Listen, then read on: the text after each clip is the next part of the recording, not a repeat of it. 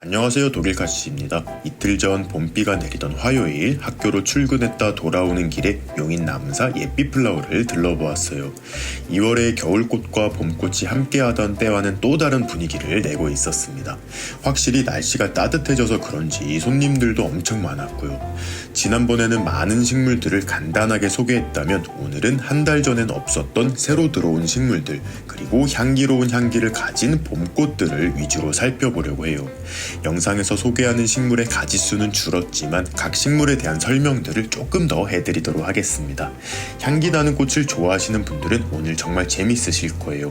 좋아요와 댓글은 영상 제작에 큰 힘이 되니까요. 한 번씩 눌러주시면 감사하겠습니다. 오늘의 첫 번째 식물은 다알리아입니다. 그 중에서도 꽃이 정말 큰 대형종 다알리아예요. 작년에 어렵게 대형 품종 다알리아 구근을 구입해 심었는데 너무 일찍 심는 바람에 동해를 입어 실패했거든요. 매년 꽃시장에서는 작은 꽃 품종의 다알리아만 보여서 너무 아쉬웠는데 올해부터는 이렇게 큰 다알리아도 구입할 수 있게 되었습니다.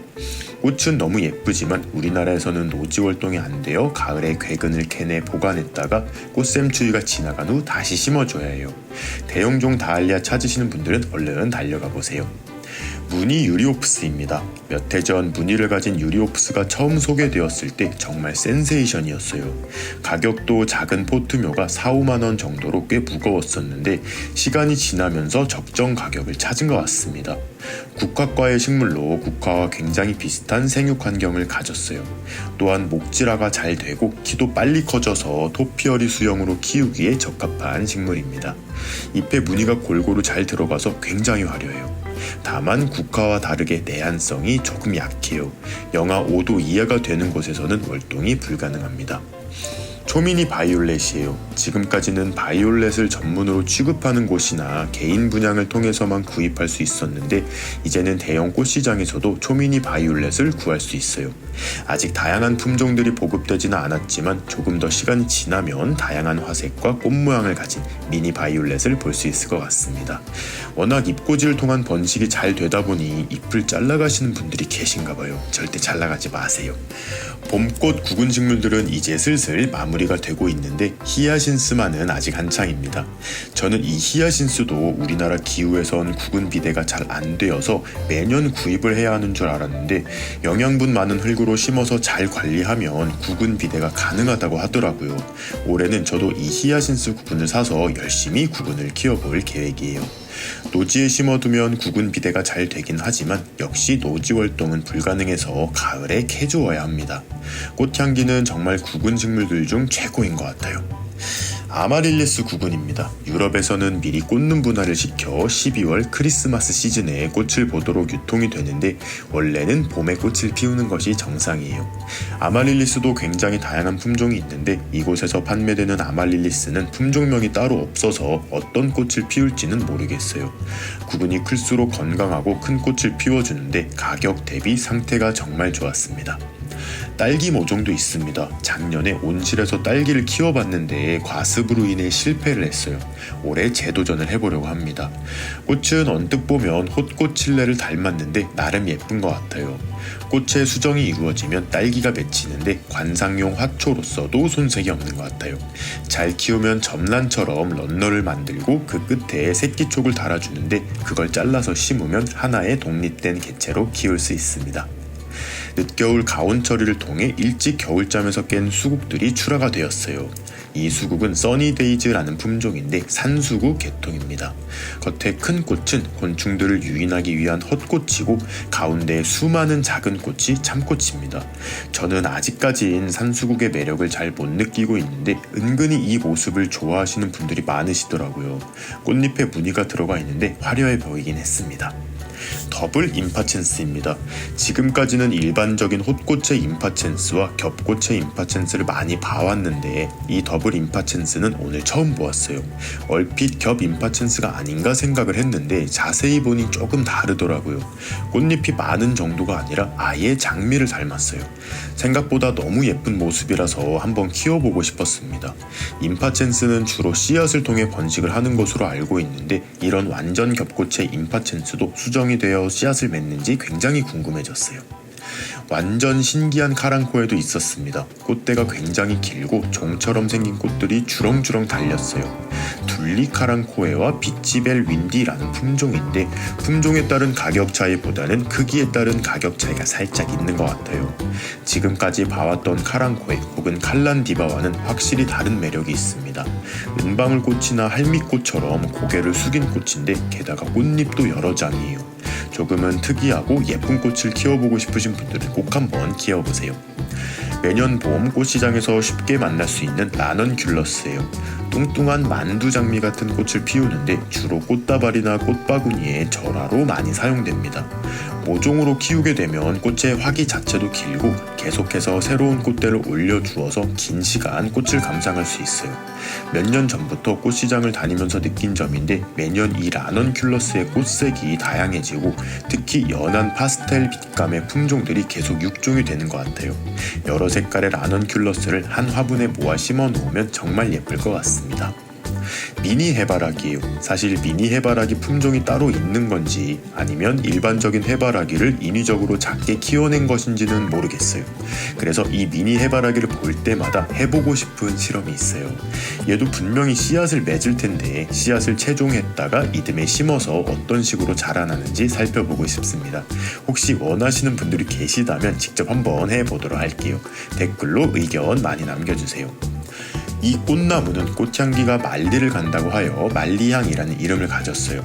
천리향과 비슷한 꽃 모양을 하고 있습니다. 하지만 천리향 꽃과 비교해보면 만리향의 향기가 훨씬 더 달콤해요. 많은 분들이 이곳을 지나가면서 와, 향 정말 좋다 라고 하시더라고요. 사실 아직 꽃이 몇 송이 피지 않았는데도 이 주변으로 만리향 향기가 진동을 했습니다. 향기는 정말 좋은데 아쉽게도 꽃이 제 스타일이 아니라서 키우지는 않고 있어요. 노지 활동은 따뜻한 일부 남부 지역에서만 가능합니다. 큰 화분이 부담되시는 분들은 작은 화분으로 한번 도전해보시는 것도 좋을 것 같아요. 몇 해 전부터 키우고 있는 반딧불이 머위예요. 생각보다 판매하는 곳이 없어서 아쉬웠던 분들이 많으셨을 거예요. 그냥 판매만 해도 신이 났을 텐데 상태가 너무 좋습니다. 일단 잎의 크기가 엄청 크고 형광 점박이 무늬도 굉장히 잘 들어갔어요. 촉도 여러 촉으로 되어 있어서 금방 촉 나누기도 가능할 것 같아요. 제가 키우는 반딧불이 머위는 재작년 홍천 노지에서 월동에 도전했다가 죽다 살아났거든요. 강한 추위에는 약하니 꼭 화분에서 키우셔서 베란다 월동을 시키시길 추천합니다. 아니, 이제 한라봉도 쉽게 구할 수 있게 되었습니다. 가끔 베란다에서 한라봉을 키우시는 분들을 봤는데 엄청 부러웠거든요. 실제로 진천 온실에서 레몬을 1년 정도 키워봤는데 생각보다 잘 익었거든요. 올해는 한라봉을 한번 키워보려고 합니다. 이름표에는 꽃향기도 좋다고 써있어서 향을 맡아봤는데 그렇게 강한 향은 아니었어요. 아직은 나무가 어려서 큰 한라봉을 맺어줄지는 모르겠지만 한번 도전해보도록 하겠습니다. 이런 품종명이 있는 유실수들은 접목을 통해서 개체수를 증식해야 그 형질이 유지가 돼요. 하트 모양으로 수영을 잡아놓은 호야가 있었는데 너무 예뻤어요. 이름표에는 러브 호야라고 써있는데 정확한 품종명은 크림슨 퀸입니다. 수영을 잡아놓은 것을 유심히 살펴보았는데 보통 솜씨가 아닌 것 같아요. 줄기를 촘촘하게 감아서 잎도 굉장히 풍성해 보이는데 정말 잘 키우셨습니다. 중간중간 묵은 꽃대들도 보이는데 조만간 꽃까지 피우면 정말 예쁜 모습이 될 것 같아요. 옆에는 그냥 풍성하게 키워놓은 호야도 있어요. 제가 키우는 대왕 호야가 예쁘다고 많이 해주시는데 애초에 이렇게 큰 애를 데려다가 키우면 바로 풍성한 꽃을 보실 수 있습니다. 그 밖에도 리사 호야, 하트 호야, 환희 호야도 있고 무엇보다도 뒤쪽 거리대에는 최근 유행하는 원종 호야들도 많이 있어요. 호야 마니아 분들이 와보셔도 좋을 것 같습니다. 보통 4월 말 정도가 되어야 보이던 카네이션이 벌써 모습을 드러냈어요. 아직 다양한 품종의 카네이션이 보이는 것은 아니고 향 카네이션 오스카 품종들이 먼저 출하가 되었습니다. 가격이 매년 조금씩 싸지는 것 같은데 기분 탓인 것 같기도 해요. 한 달 정도 지나면 꽃이 훨씬 큰 품종들까지 볼 수 있을 것 같습니다. 이 오스카 카네이션 같은 경우 페랭이의 피가 많이 들어가서 내한성이 꽤 좋은 편이기는 해요. 홍천 정원에서도 월동을 하긴 하는데 이듬해 엄청 예쁘게 자라진 않습니다. 남부지방에서는 노지에 심어두면 매년 풍성해지는 모습을 보실 수 있을 거예요. 개나리 자스민입니다. 향기롭고 생노랑 종 같은 꽃을 피워주는데 봄에 새로 자라난 가지에서는 꽃이 피지 않고 전년도에 자라나온 가지에서만 꽃을 피웁니다. 또한 목대를 형성하며 자라는 것이 아니라 덩굴 형태로 자라기 때문에 지지대를 세워주거나 화분 아래로 늘어지게 키우는 경우가 많아요. 그렇다 보니 봄에 치렁치렁하다고 가지를 잘라주는 경우가 많은데 그러면 꽃을 보지 못할 수 있으니 주의하세요. 물을 굉장히 좋아하기 때문에 과습이 항상 걱정인 분들도 쉽게 도전해 보실 수 있습니다. 김기아난이 드디어 향을 뿜어내고 있습니다. 2월에 방문했을 때에는 이제 막 꽃봉오리를 올리는 상태였는데 이제 꽃들이 피어나기 시작했어요. 아직은 봉오리가 더 많은 상태인데도 불구하고 이 주변은 김기아난 향으로 가득했습니다. 가격은 품종과 화분 크기에 상관없이 전부 8,900원으로 너무 착했어요. 연중 베란다에서 빛 좋은 곳에 두고 관리하면 매년 초봄 꽃을 피워줍니다. 베란다가 있는 집에 사시는 분들은 꼭 하나 키워보시길 추천해요.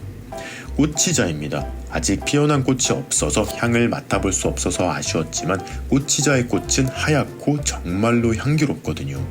향은 너무나 따뜻한 단향이어서 약간의 호불호가 있을 수는 있지만 개인적으로는 굉장히 좋아합니다. 다만 꽃치자는 이상하게 진딧물이 정말 잘 생겨요. 방제만 조금 신경 쓰신다면 어렵지 않게 키울 수 있는 꽃나무 중 하나예요. 오늘의 하이라이트 식물입니다. 꽃이 정말 화려한 만병초예요. 저도 베란다에서 어린 만병초 모종을 키우고 있는데 이렇게 큰 만병초 나무는 실제로 처음 봅니다. 목대도 튼실한 것이 최소 30년은 자란 나무 같아요. 가격은 30만원이 조금 안 되었는데 이 정도는 비싸지 않다라는 생각이 들 정도로 거대하고 아름다웠습니다. 만병초도 향기를 가지고 있다고는 하는데 맡아보니 그렇게 강한 향은 아니었고 그냥 은은한 꽃향기 정도가 나고 있었어요. 만병초는 만병을 치료하는 약재로 쓸 수 있어서 이런 이름이 붙었다고 하는데 실제로는 독성도 강하니 절대 드시면 안 돼요. 제가 요즘 많이 추천하는 무늬 알리고무나무예요. 성체로 자란 개체가 있어서 소개를 해봅니다. 꽤 오랜 시간 자란 것 같은데 그래서 그런지 목대도 굵고 키도 큽니다. 다만 가격이 조금 비싸죠. 삽목이 잘 되다 보니 요즘에는 저렴한 가격에 모종을 구입할 수 있습니다. 모종부터 한 10년 정도 키우면 이 정도 자랄 것 같은데 저도 키우고 있으니 여러분들도 한번 키워보시길 바래요. 오늘 처음 본 은하수 철쭉이에요. 저는 원래 철쭉보다 조금 더 화려한 아젤리아를 더 좋아하거든요. 그런데 은하수 철쭉의 꽃은 아젤리아만큼 크고 화려합니다. 심지어 잎에 무늬도 살짝 가진 것 같아요. 아젤리아는 노지 활동이 불가능해서 아쉬운 점이 있는데 은하수 철쭉은 철쭉이니 아무래도 전국 노지 활동이 가능할 거예요. 홍천 정원과 진천 정원에도 몇 그루 심어볼 계획입니다. 정원을 가지신 분들은 꼭 한 그루 키워보세요. 오늘의 마지막 식물은 부른펠기어 자스민입니다. 큰 나무에 알록달록한 꽃이 많이 피어 있어요. 야영화라고 부르기도 합니다. 보라색과 흰색 꽃이 보이는데 한 번에 두 가지 색 꽃을 피우는 것이 아니라 꽃의 색이 시간이 지나면서 변하는 거예요. 많은 분들이 흰색 꽃으로 핀 후 시간이 지나며 보라색으로 물이 든다고 알고 계시는데 반대로 보라색으로 피었다가 시간이 지나며 색이 빠지고 흰색으로 변하는 거예요. 그리고 곧 꽃이 지게 됩니다. 향기도 굉장히 좋아요. 얘는 크기가 조금 있다 보니 부담이 될 수도 있는데 옆에 작은 모종도 있었습니다. 저는 기회가 된다면 큰 것을 키워보고 싶어요. 오늘은 이렇게 봄꽃시장 투어를 해보았어요. 특히 향기가 좋은 식물들이 많아서 눈도 즐거웠지만 코가 더 호강을 한 하루였습니다. 꽃시장마다 판매되는 식물의 차이도 굉장히 많이 나는데 시간이 허락한다면 봄이 가기 전 여러 꽃시장들 돌아다니면서 여러분들께 소식 전해보도록 할게요.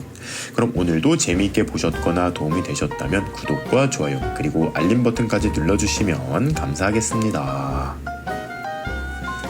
뿅.